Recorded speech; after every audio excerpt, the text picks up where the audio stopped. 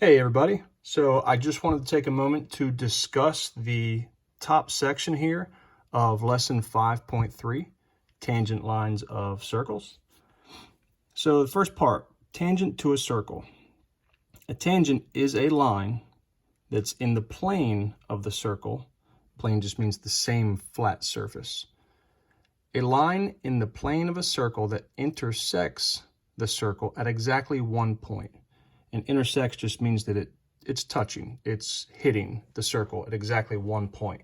Now that means that the tangent line could not pass through the circle, because if it passes through the circle, it would be hitting multiple points. It would touch at one point that it went into the circle and touch at the other point that it came out of the circle.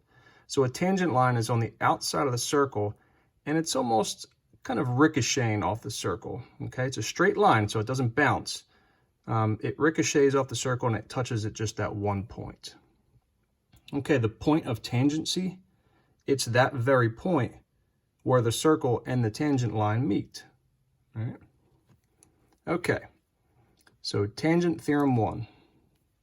If a line is tangent to a circle, then it is perpendicular to the radius drawn to the point of tangency. Okay, so a radius. Here is the center of the circle, this point, point O.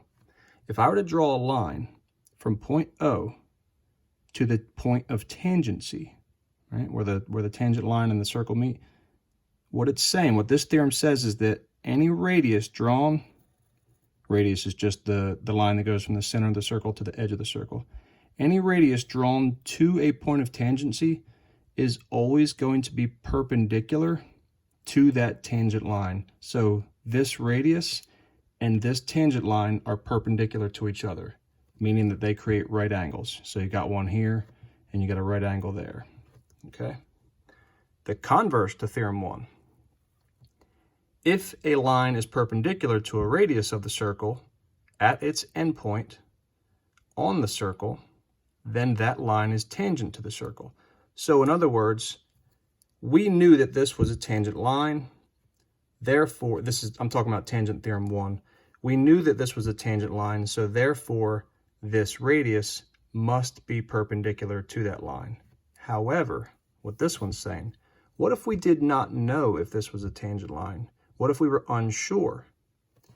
If we knew that the radius was definitely perpendicular to this line, then that means that this line has to be a tangent line. Okay, so it's kind of like if you know one, then the other falls into place.